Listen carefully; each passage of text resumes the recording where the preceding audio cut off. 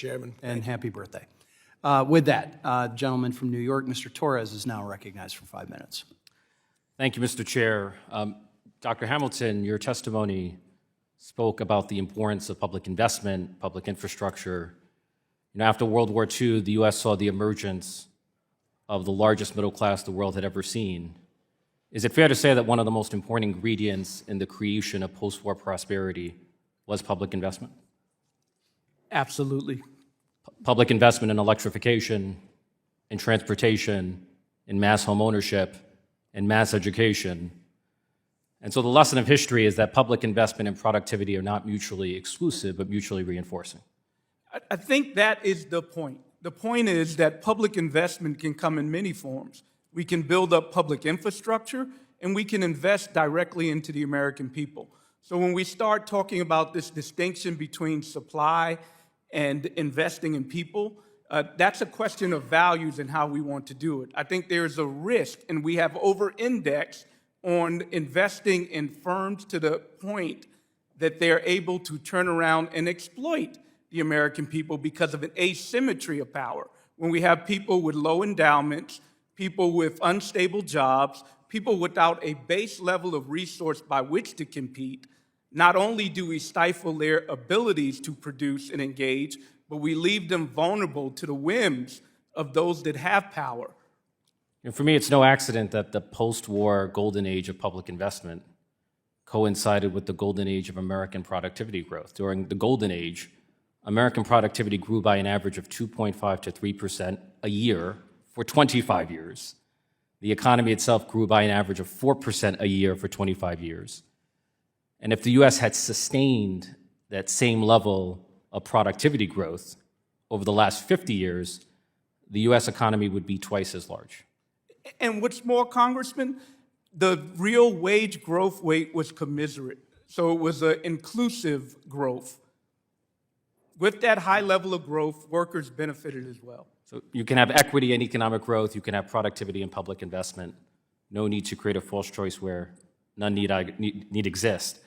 Mr. Moore, I know you're a great admirer of President Trump. President Trump has repeatedly said, quote, "I've done more for the black community than any other president, with the possible exception of Abraham Lincoln." In his mind, Abraham Lincoln is a possible exception. Do you agree with that statement? I'll say exactly what I said to the previous congressman, which is what this country needs most to solve so many of our ailments is economic growth. And the numbers over the last... No, but I asked specifically, do you agree that he's the best president for the black community since Abraham, with the possible exception of Abraham Lincoln? I'm sorry, you said Reagan? Do you think Donald Trump is the best president for the black community with the possible exception of Abraham Lincoln? Do you agree with that sentiment? I mean, I think it's delusion of grandeur, but I'm curious. I think the two presidents in my lifetime who have done the most to increase the prosperity of America have been Ronald Reagan and Donald Trump. Do you think Donald Trump's legacy exceeds that of Abraham Lincoln when it comes to the black community? I'm sorry, do I think... Do you think he's done more for the black community than Abraham Lincoln? I think that Trump is not a racist. I think Trump is... I never said he was a racist. I said, has he done... I'm saying he pursues policies that are good for everyone. I mean, I think what...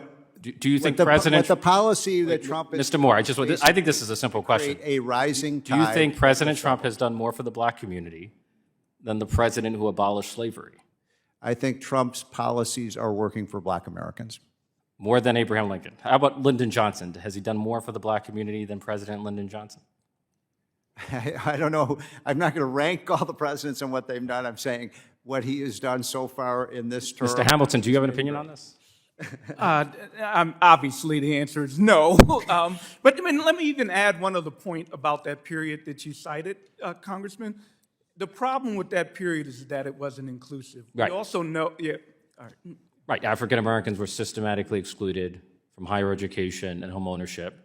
And so instead of intergenerational wealth, you have a legacy of intergenerational poverty. Absolutely, and there are lessons to learn from that. The lesson is, unlike excluding people with an attacks on DEIA, what we need is affirmative inclusion. We can ensure that everybody benefits from the regress of America. We need to design, manage, and implement policies in a way to make sure that your humanity alone makes you eligible and you're not excluded. I see my time has expired. Thank you. Gentlemen, time has expired. With that, the chair will note that we do have a 1 o'clock hard stop, so we are trying to get our folks in as quickly as